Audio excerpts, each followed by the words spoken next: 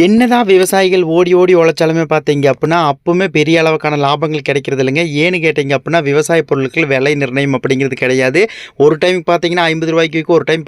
13 விக்குங்க. அந்த விதத்தில பார்த்தீங்க அப்படின்னா, நம்மளுடைய தோட்டத்தில விளைஞ்ச பொருள் மதிப்பு கூட்டி குடுத்துடலான்னு சொல்லிட்டுங்க ஆரம்பிச்சது நம்ம கம்பெனி. இன்னொரு விஷயம் என்னன்னு சொல்லி கேட்டீங்க அப்படின்னா, எங்ககிட்ட விளையக்கூடிய கீரைகள் இங்க எடுத்தா ரூ. 8 நாங்க அதை துடியூர் சந்தையில கொண்டு போய் குடுத்தா ரூ. 20. இந்த மாரி வந்துட்டு விவசாயத்தில லாபம் இல்லைன்னு நம்ம சொல்றது காட்டிலுமே, நம்மகிட்ட என்னென்ன பொருள் இருக்குதோ அதை எல்லாமே பார்த்தீங்க அப்படின்னா, நம்மளே குடுக்க ஆரம்பிச்சிடலாங்க.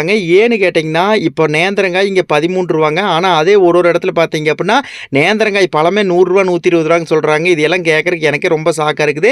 அந்த அளவுக்கு பார்த்தீங்க அப்படின்னா, லாபங்கள் அப்படிங்கிறது வந்துட்டு காணாம தான் இருக்குது. அதனால முடிஞ்ச அளவுக்கு விவசாயிகள் நம்மகிட்ட விளையக்கூடிய கீரைகளா இருந்தாலும் சரி, காய்கறிகள் இருந்தாலும் சரி, பாலா இருந்தாலும் சரி, எல்லாமே நம்ம நேரடியா விற்பனை பண்ணோம்னா, விவசாயம் அப்படிங்கிறது பார்த்தீங்க அப்படின்னா ஒரு லாபமான தொழில் தாங்க. ஏன்னு கேட்டிங்கன்னா, ஒரு நெல்மணி போட்டா அதுலேருந்து 1000 நெல்மணி விவசாயத்தில மட்டும் தான் வரும். அதனால விவசாயிகள் முடிஞ்ச அளவுக்கு நேரடி விற்பனைக்கு வாங்க. சரிங்களா? அதத்தான் நானும் சொல்லிட்டே இருக்கிறேன். நம்ம கம்பெனிலேருந்து பார்த்தீங்க அப்படின்னா கிட்டத்தட்ட 15, 20 பொருட்களுக்கு மேல பண்ணிட்டு இருக்கிறோம். உங்களுக்கு வேணும் அப்படின்னா வாட்ஸ்அப்ல அது வெப்சைட்ல ஆர்டர் பண்ணிக்கோங்க. நன்றி மக்களே. அடுத்தடுத்த வீடியோல பார்க்கலாம். பை.